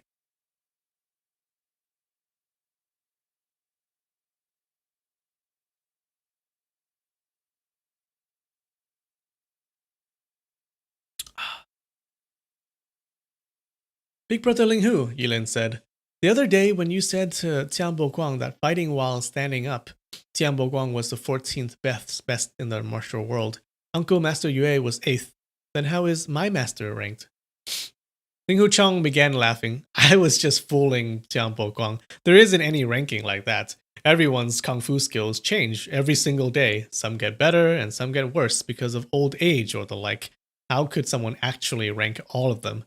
Tianbo Guang does have a high kung fu skill, but probably not good enough to be 14th in the entire martial world. I intentionally ranked him high to make him happy. Oh, so you were just fooling him. Yulin sat there staring at the waterfall blankly for a while, lost in thought. Then she asked, do you always like to fool people? Li Huchong grinned. That depends. I wouldn't say always. Some people you can fool, and some people you cannot. When my master and master wife ask me about things, of course I wouldn't dare to fool them. Oh, Yilin hummed. Then how about your fellow apprentice brothers and sisters? She originally wanted to ask, do you fool your little apprentice sister Lingshan? But for some reason she was afraid to put the question forth so boldly. Well, that depends on who it is and what it's about, Ling Huchong said with a smile. We apprentice brothers always play jokes on each other. If we don't fool people, there would be no fun. Even with apprentice sister Lingshan, you fool her too? Yilin finally asked. Ling Huchong had never thought about this before. He frowned and thought for a while. Throughout his life, he had never fooled her on important issues. So he said, for important things, I will never fool her. If we were just playing together, then of course there would be some fooling and joking. In the White Cloud Nunnery, Yilin's master did not laugh much and enforced every strict nunnery rules. The apprentice sisters also maintained cold, emotionless expressions most of the time. Although fellow apprentices cared for each other, very seldom would one tell a joke, much less play jokes on each other. There were quite a few young and vivacious secular girl apprentices under Uncle Master Ding Jing and Uncle Master Ding Xian, but they rarely joked with the nun apprentices. She spent her entire childhood in loneliness and lived a quiet life. Other than breathing exercises and martial arts training, all she did was to drum on the wooden fish and read Buddhist scriptures. When she heard Ling Huchong talking about the fun among Huashan apprentices, she longed for it.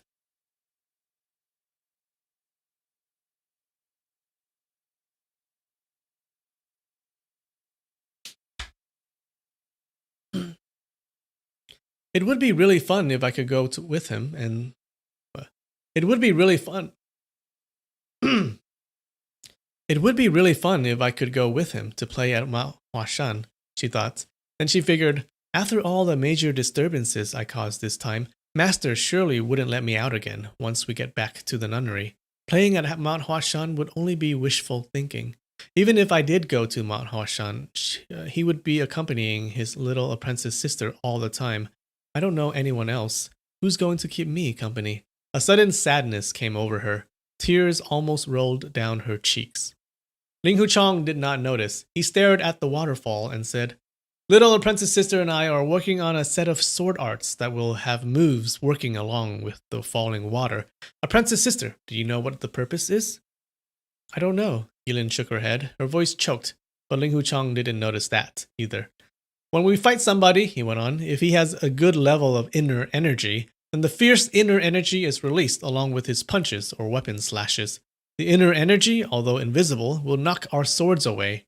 When little apprentice sister and I practiced our sword skills in the waterfall, we assumed the power from the falling water to be the inner energy from the enemy. So we not only had to block the enemy's energy attack, but also tried to redirect his own inner energy back at him. So were you able to get it done? Seeing that Ling Huchong was in high spirits, Yilin asked. Nope, Nope, Ling Huchong shook his head. It's so hard to create a new set of sword arts, and we couldn't really create any new moves, just modifying some of the Huashang sword art moves we had learned from the master to thrust in the waterfall. Even if we did come up with some kind of new ideas, they were just for fun. It would be useless in a real fight. Otherwise, why was I beat up so badly by Tianbo Guang? He made a short pause while moving his hands about slowly. I just thought of another move, he said happily. After I recover from my wounds, I can try it out with little apprentice sister. What's the name of this set of sword arts of yours? Yulin asked gently. I really didn't want to have a new name for it, but little apprentice sister insisted on giving it one. She called it Chongling Sword Art because it was created by both her and me, Ling Huchong said with a smile. Chongling Sword Art. Chongling Sword Art. In the name of the sword arts, there's your name, and then there's her name too. When you pass it on to later generations, everyone will know it was created by the two of you. Ling Huchong laughed. My little apprentice sister said that because she's like a little child. With our incomplete understanding of martial arts, we are not qualified to create any sword arts. Don't tell this to anyone else. If others hear about this, they'd be laughing their asses off.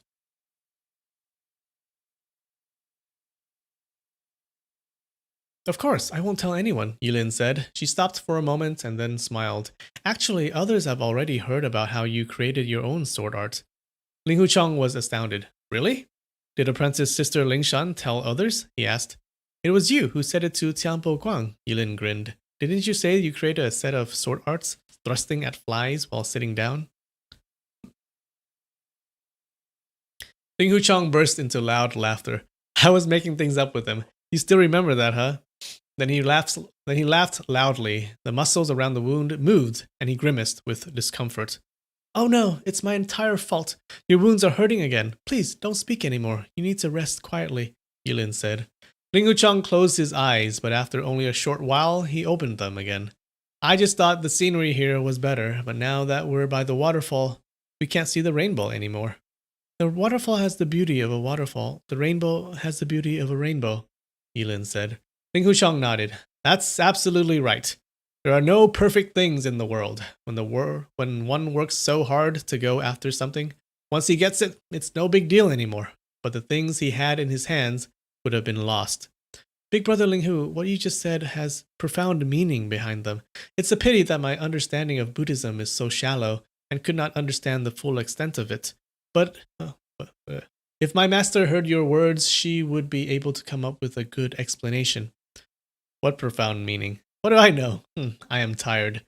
Ling Huchong let out a sigh and then slowly closed his eyes. His breathing gradually slowed down, and soon he fell asleep.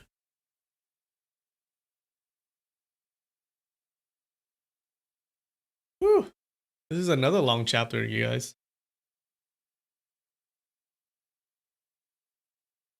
Alright, another 5-minute break. Let's see if this song is good. Be right back.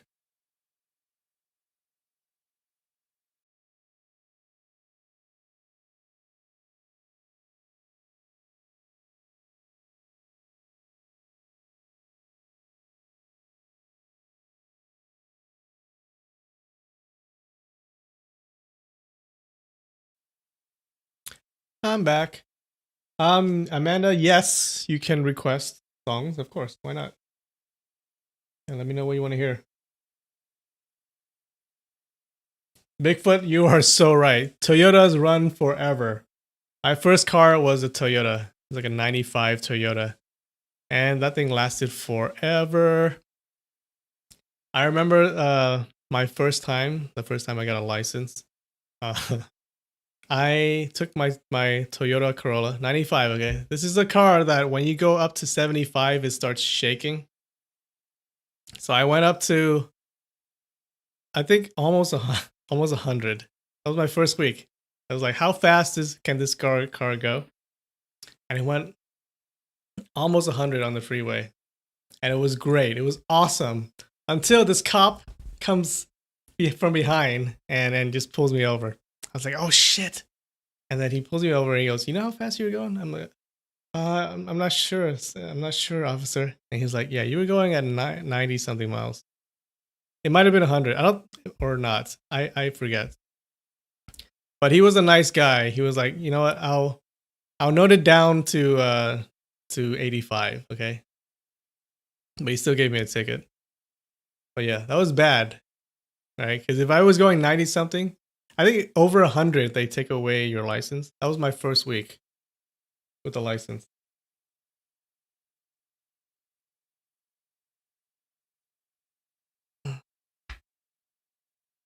But the car was shaking though. It was pretty bad.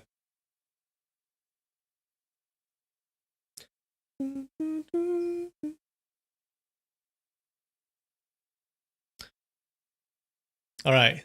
This may be the last segment. Let's do this. Do this.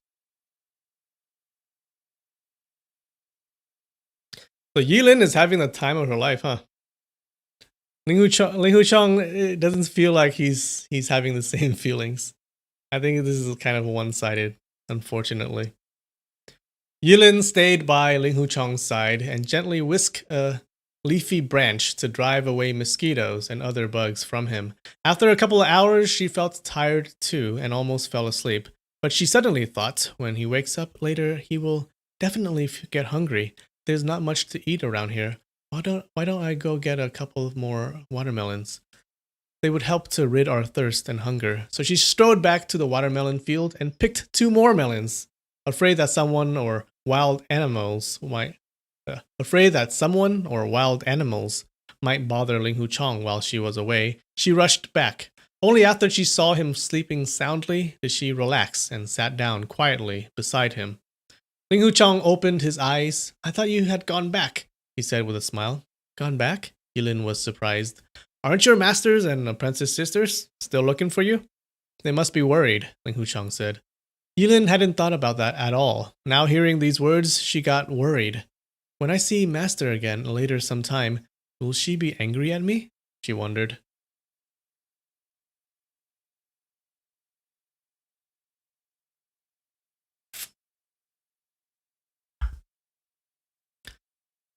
Apprentice sister, thank you for being my company for so long. You have already saved my life. You should really go back now, Ling Huchong said. No, Yilin shook her head. How can I leave you out in the middle of nowhere by yourself, with no one to take care of you?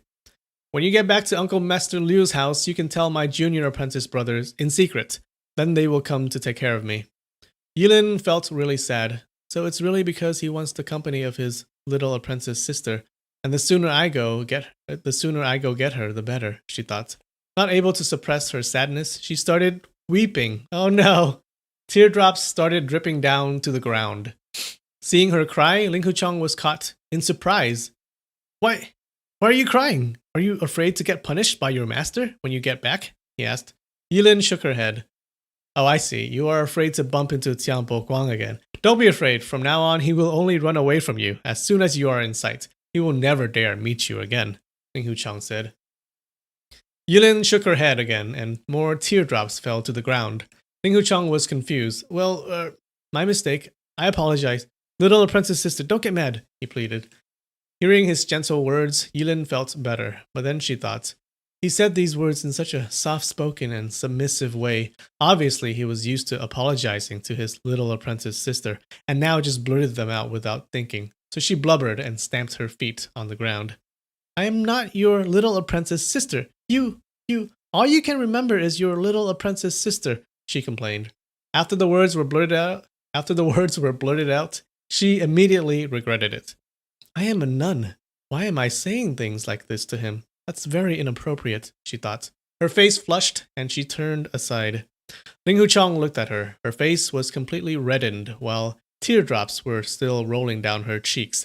It was almost like a small red blossom by the waterfall, its petals sprinkled with drops of water, charming and delicate. Wow, she is so pretty. Really no less than apprentice sister Ling Shan, he thought. You are much younger than I am. Our 5 mountains sword alliance is like same root, different branches. We are all apprentice brothers and sisters. Of course you are my little apprentice sister too. Tell me, how have I offended you, will you? He said softly. You did not offend me. I know you want me to leave so you don't get mad at me, what? You did not offend me. I know you want me to leave so you don't get mad at me and won't have bad luck. You said it before. One sees a nun, one loses. She didn't even finish her sentence and just kept on sobbing. Ling Huchang could not help but feel amused. Aha, so she wants to get even with me for the Huayan Winehouse incident. Well, I admit I should apologize for that, he thought. Ling Huchang was such a jerk and said so much nonsense. The other day in Huayan Winehouse, I said so many wrong things and offended your entire respectful school. I really should be punished. He raised his hand and gave himself a couple of slaps in the face. Yilin turned back in a hurry. Don't. I don't blame you. I don't want to bring you bad luck. Very punishable, Ling Huchang said and slapped himself one more time. I am not angry now. Big brother Ling Hu, don't beat yourself. Yilin said in a hurry. You're not angry anymore? Ling Huchang asked. Yilin shook her head. But you are not smiling at all. Isn't that still being angry? Ling Huchang said. Yilin squeezed out a smile, but out of the blue, for no reasons, she felt greater sadness and could not help weeping again, so she turned away at once.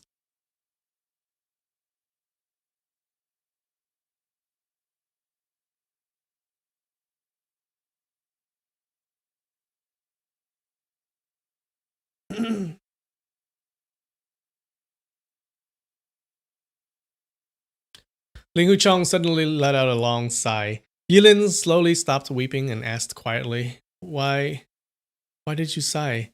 Ling Huchang laughed hard inwardly. After all, she's just a little girl and is falling for this trick of mine too, he thought. He had been Yue Lingshan's companion ever since he was a child. Yue Lingshan would lose her temper now and then. Yue Lingshan would lose her temper now and then and stop talking to him, no matter how he coaxed her. Regardless of what he said, she would not pay any attention. Then Ling Huchang would put on an act to arouse her curiosity, and then get her to come ask him. Yilin had never been at odds with anyone before, so of course it worked like a charm. In no time, she fell for his trick. Ling Huchang let out another long sigh and turned away silently. Big brother Ling Hu, did I get you upset? It was my fault. Please don't pay any attention to it, Yilin said. No, you didn't get me upset, Ling Huchang said. Yilin could see his worried face, but had no idea that he was actually laughing loudly, inwardly, and had been pretending the whole thing. So she got worried. I got you to hit yourself. Let me hit myself to make it even. She raised her hand and slapped herself in the right cheek. Before she could slap herself again, Ling Huchang had sat up and gripped her wrist. But because of the body movement, his wound gave him a great pain, and he could not help it but groan. Lie down quickly. Don't hurt your wounds, Yilin said hurriedly. She helped him to lie down slowly while blaming herself. I am so stupid. I cannot do anything right. Big brother Ling Hu, is it hurting badly? Ling Huchang's wound does hurt pretty badly, but if it were some other time, he would never admit it. But now he had an idea. I'll have to do such and such to get her smiling again. He scowled and let out several snorts. Yilin was very concerned. Hopefully it won't start bleeding again, she murmured. She felt his forehead with her hand and was pleased to find that it's that time again. I'm starting to have trouble reading. She felt his forehead with her hand and was pleased to find that he didn't have a fever. After a few moments, she asked gently, Are you feeling a bit better? Still hurts badly, Ling Huchang said. Yilin pulled a long face and had no idea what to do. Ow, it hurts. I wish Sixth Apprentice brother were here, Ling Huchang muttered. Why, he has special painkillers? Yilin asked. Yeah, his mouth is the painkiller. I've been wounded pretty badly before, and it was in terrible pain. Sixth Apprentice brother is really good at telling jokes. When I listen to his jokes and laugh at them, I forget about the pain from my wounds completely. I really wish he were here. Ooh, ouch, it really hurts. Oh, ouch. Yilin felt that she was in an awkward position. People under Master Dingye wore a dry face every day while reading Buddhist scriptures, praying to Buddha, and practicing martial arts. It was very rare in the White Cloud Nunnery to actually hear any laughter. For her to tell a joke was almost against her nature. She thought, Apprentice brother Lu Dayo is not here, and big brother Ling Hu wants to hear some jokes. So I guess I'll have to tell the jokes, but I don't know any joke. A sudden idea popped into her head, and she remembered something. Oh no, she's not gonna tell a joke, is she?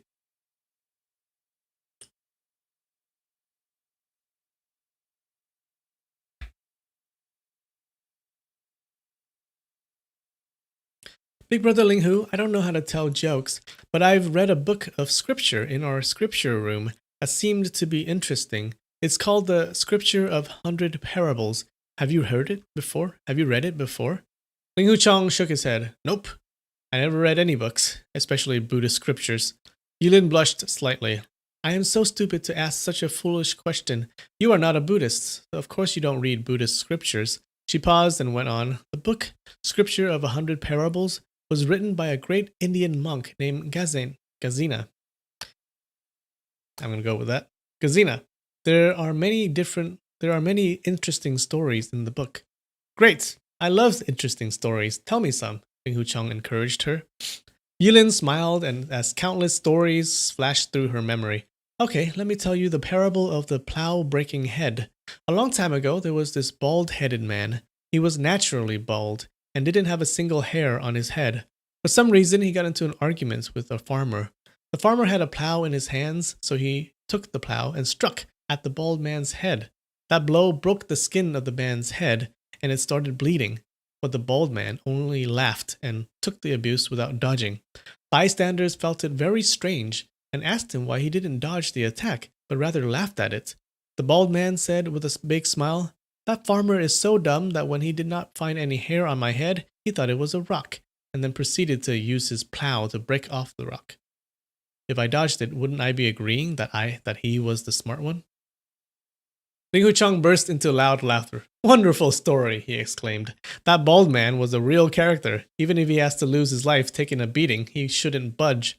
Seeing Ling Hu Chong's happy face, Yilin felt great contentment. "Let me tell you another one called The Parable of the Doctor Making Princess Grow Up," she said. "Once upon a time, a king had a daughter. The king was a very impatient man. Seeing that the princess was just a little baby, he really wanted her to grow up fast. One day, he called upon the royal doctor and ordered him to make a special kind of medicine for the princess, so that when the princess took the medicine, she would grow up immediately. The royal doctor said, "It is possible to make such a special medicine, but to collect all the ingredients and to refine them would require a lot of work.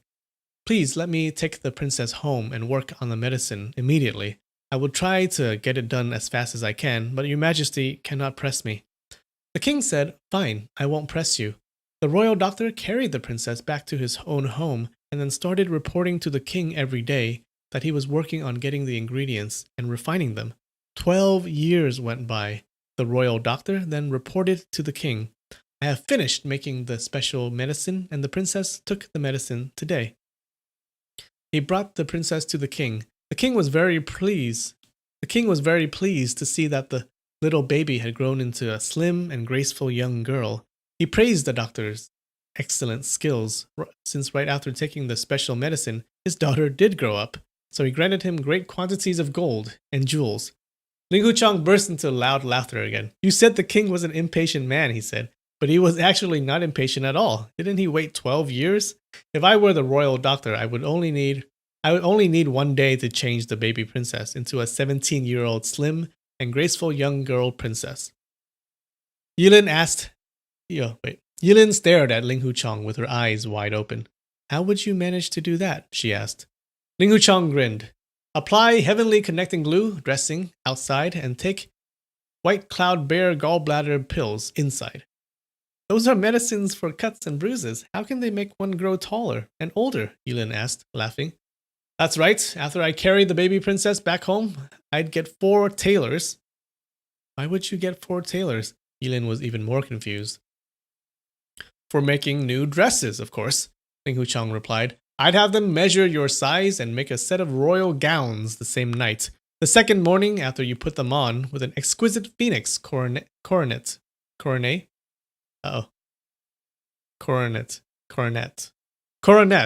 on your head, a silk skirt with 100 flower patterns, and a pair of slippers embroidered with golden thread and decorated with pearls on your feet. You can gracefully walk into the palace. First, you call His Majesty First you call his majesty 3 times, then bow down to salute while saying, my royal father, after I took the royal doctor Ling Hu Chong's magical medicine, I grew up in one... Alright, let me know if it's still freezing up. This sucks.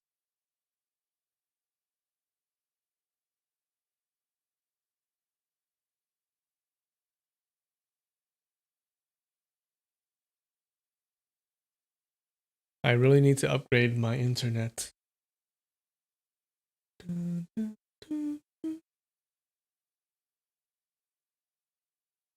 It's okay now? Okay, good. I think I had a VPN on, and that's why it was buffering. I turned it off. Okay, good. Let's plow through, guys. We're almost done. Yilin giggled uncontrollably while listening to Ling Hu Chong. When he finally finished, she laughed so hard that she had to bend down and could not straighten herself up. After laughing for a long while, she said, you are definitely smarter than the royal doctor in the scripture of 100 parables. Too bad that I am so ugly and don't look like a princess at all. If you are ugly, and there's nobody who would call themselves pretty in this world. In all the ages, there must have been tens of thousands of princesses, but none can compare to you, Ling Hu Chong said. Yilin was overjoyed to hear him complimenting her so earnestly. Did you meet all those tens of thousands of princesses? She asked with a smile. Of course, I checked them out one by one in my dreams, Ling Hu Chong said. Hey, why do you always dream about princesses? Yilin grinned. Ling Hu Chong chuckled and said, when one thinks too much, he suddenly remembered that Yilin was only an innocent and artless young nun. By joking with him, she had already violated her vows. How could he still carry on with her without any consideration? When he thought of that, he immediately became serious and faked a yawn. Ah, big brother Ling Hu, you must be tired. You should close your eyes and nap for a while, Yilin said. Yes, your jokes really worked magic. My wounds are not hurting anymore, Ling Hu Chong said. He had wanted Yilin to tell jokes so she would stop crying and smile again. Now that she was smiling, his goal had been accomplished, so he slowly closed his eyes. Yilin sat by his side and gently whisked the branch again to drive away bugs. The sound of croaking frog could be heard from streams in the distance, almost like a sweet lullaby. Yilin started feeling fatigue. Her eyelids were getting heavier and heavier. She couldn't keep her eyes open and finally dozed off into her own dream world.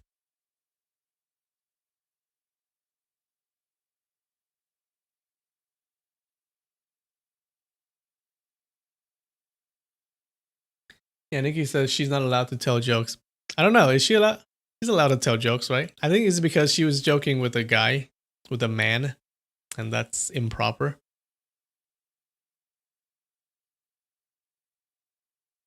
In the dream, she wore the beautiful dress of a princess and walked into a magnificent palace.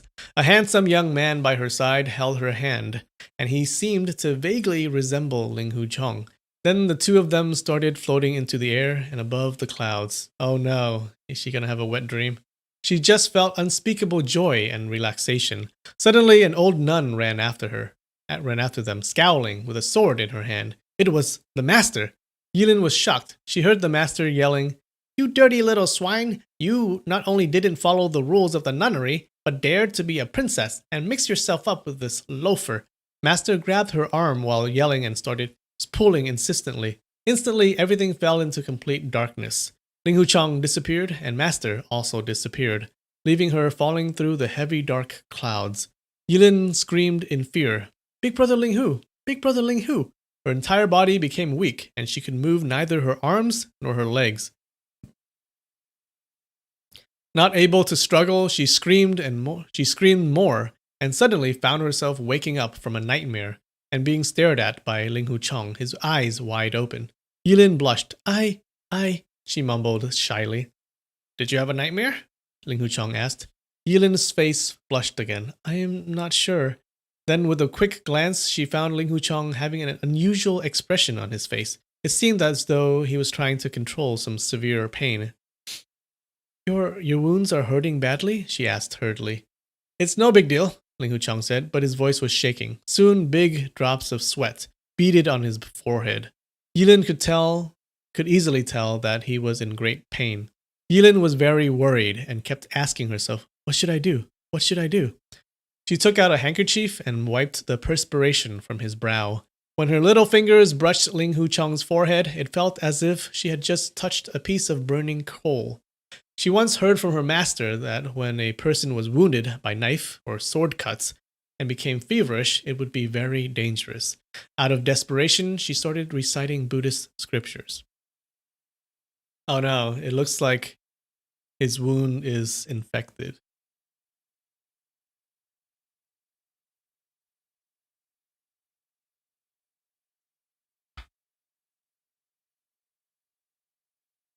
Oh no, someone cut herself with a scissor.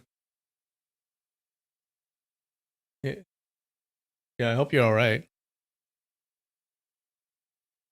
Put a bandage on that.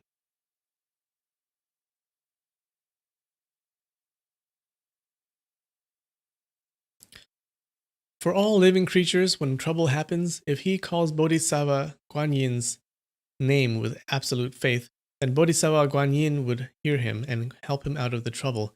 If the one calling Bodhisattva Guan Yin's name were wrapped in a big fire, fire would not be able to burn him, all because of the holy power of the Bodhisattva.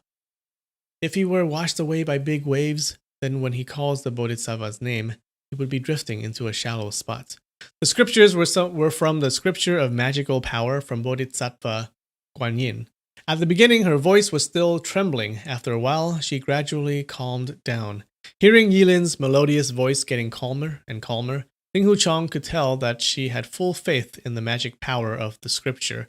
She continued, if one were about to be murdered and he calls Bodhisattva Guan Yin's name, the murderer's knife and staff would fall into pieces, thus protecting him from danger. If demons came to bother people, one can call Bodhisattva Guan Yin's name, then the demons wouldn't be able to see him, not mentioning hurt him. If one has shackles around his body, no matter whether he is guilty or not, if he calls Bodhisattva Guan Yin's name, then all shackles would break loose and fall to the ground. He can then be freed from the restraint. Ling Huchong felt his amusement grow at these words and eventually let out a chuckle. What's so funny? Yilin asked in surprise. If I had known that, I wouldn't have to learn Kung Fu, Ling Huchong quipped. If a villain or my personal enemy wanted to kill me, all I would need to do is call upon Bodhisattva Guan Yin's name, and the villain's knife would fall into pieces, and I would remain safe and sound. Big brother Ling Hu, don't be disrespectful to the Bodhisattva, Yilin remonstrated. If I don't recite the scriptures with my full heart and faith, it would not work, she went on. If fierce beasts surrounded you and you were frightened by their sharp teeth and claws, you would call Bodhisattva Guan Yin's name, and all the beasts would quickly leave. When you see venomous serpents and scorpions, you can call Bodhisattva Guan Yin's name and praise her holy power, then they will go back to their lairs. When lightning and thunders strike the ground and hail and heavy rain start pouring down, one can call Bodhisattva Guan Yin's name and praise her holy power so that the bad weather would stop and disappear. For all living creatures, there are so many difficulties, but the holy and powerful power from Bodhisattva Guan Yin will help us get through all of them.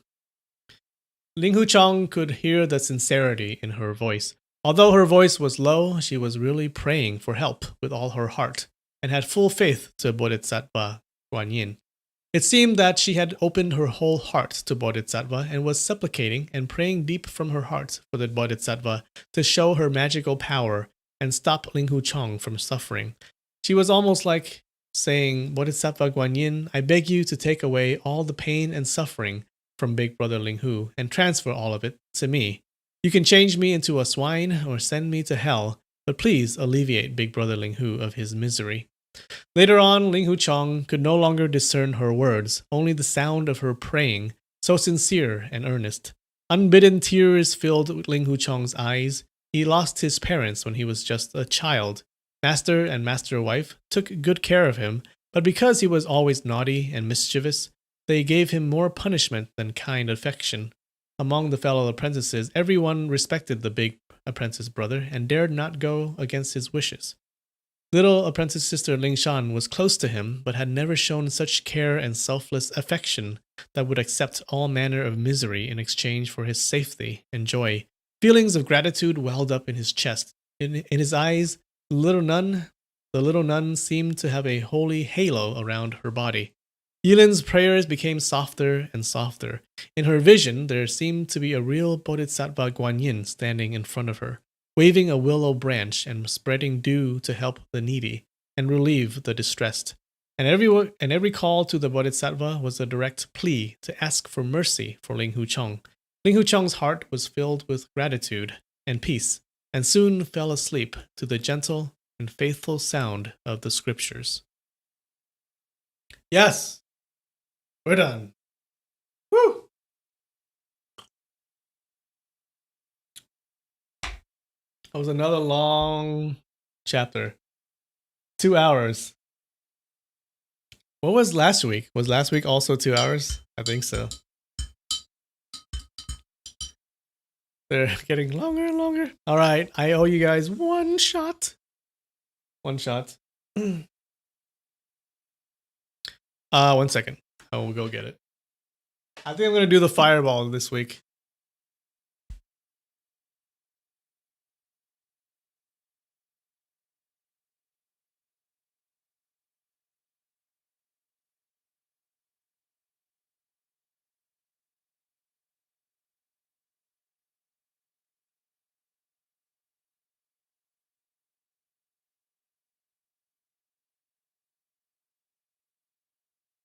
Ugh.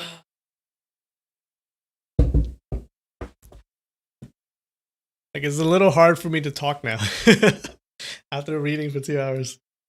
All right, we got my lovely fireball that a viewer gave us. Ugh. Let me change the camera angle. Yeah.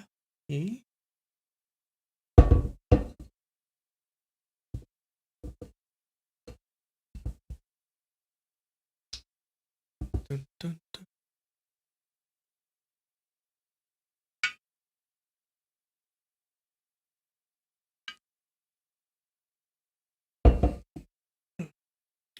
All right. Cheers, you bastards.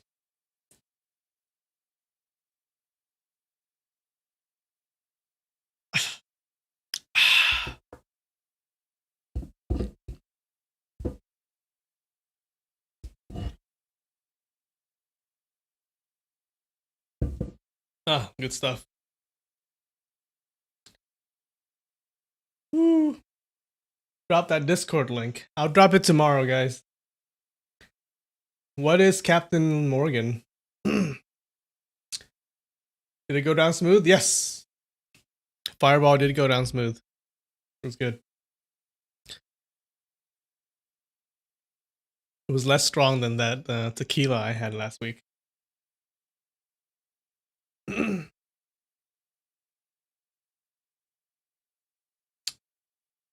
Is it rum? Okay. Yeah, I'm not really a liquor kind of guy. I don't know a lot. Is that good? Should I get that? Should I buy some Captain Morgan?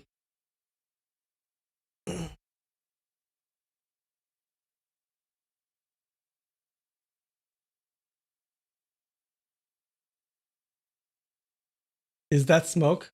Oh, can you see outside? Can you see outside my window? That is smoke. Like, yeah, that's California right now. It's all smoky, okay? It's been smoky for a week. Because the fires are happening all around us. No, that's not fog, guys. That is smoke. Oh yeah, that's totally smoke. And if you walk outside right now, outside my house, it would smell like smoke. It's terrible. Yeah, I told you, California is burning down. You guys, Dark Landmaster. Yep, a fellow CA here. Where do you live, Dark Landmaster? Are you near a fire? Because I'm like a couple of miles away from the fire, like 3 or 4 miles away. Luckily, it's not going my way. It's spreading the other way and destroying other people's homes, I guess. But yeah, hopefully it doesn't go towards my direction. But yeah.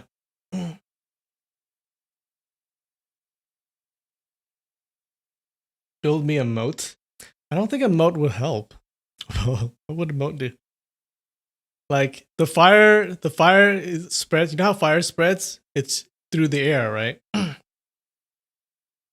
A lot of it, not all of it, obviously, but a lot of it is spread through the air. So if there's wind, it'll just spread right across. It doesn't matter if there's water on the ground.